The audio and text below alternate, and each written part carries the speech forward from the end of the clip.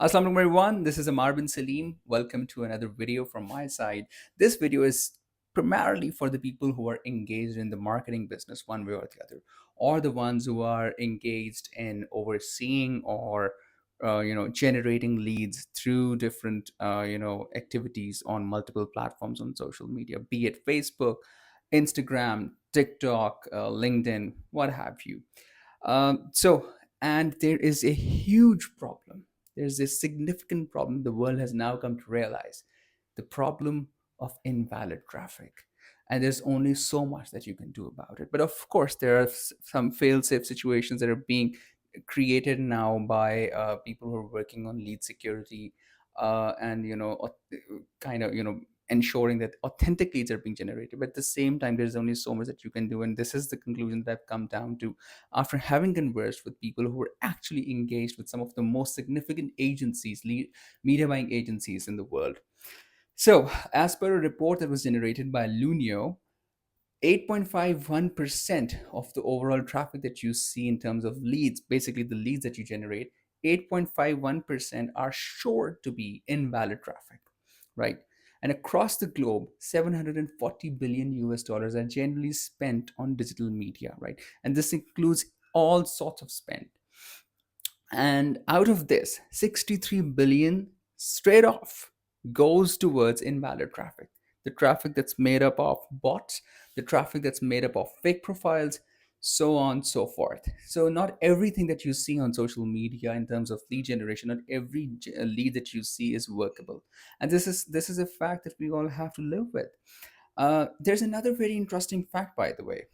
TikTok, on the other hand, is that platform which, if you use for lead generation, will get you approximately 24% invalid traffic, which means that whatever money that you're spending on, you need to be 100% certain about that 24% of the leads that you'll see on the platform, they're going to be false leads, fake leads.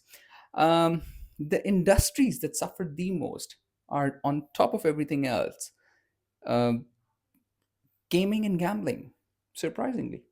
And you wouldn't believe education and ed tech, they're on the second on that list.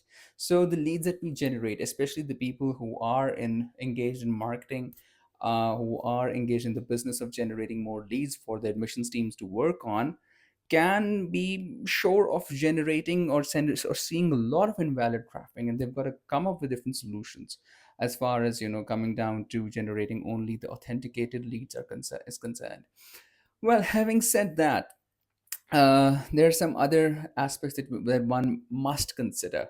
There is, of course, going to be that paradox where you'll probably see, you'll probably say that instead of generating leads on Meta, which by the way also faces a case, a lawsuit in the Supreme Court in the US with regards to exaggerated reach figures, whether it's the best platform to generate leads or not, where your traffic is. Should you go for lead gen forms, or should you route the traffic to different channels where where your applicants, your potential candidates can find more information about the degrees or the product that you are trying to sell or show the value of. So if it works this way, that the people are routed from Instagram or from Facebook to your website, and then they join, then they basically register into your are registered into your CRM. It's going to make sure that the lead quality is better, the intent of the lead is stronger, but at the same time, the platforms are not built that way. The algorithms are naturally going to throw your ads down just because they don't want the user to kind of get out of the application and go on and explore another website or something of that nature. So these are tough times to be living in terms of traffic generation. And this leaves us with a huge question: should we stick to lead generation on these platforms when we already know that there is a huge influx of invalid traffic made up of bots and fake profiles? Or should we also look at other mediums of marketing while maintaining some sort of focus on digital? But should we be completely reliant on that? That's a huge question that I leave you with, and I would love to get your opinions on it. I would love to hear your suggestions on it. Thank you very much. See you around in the next video. Take care.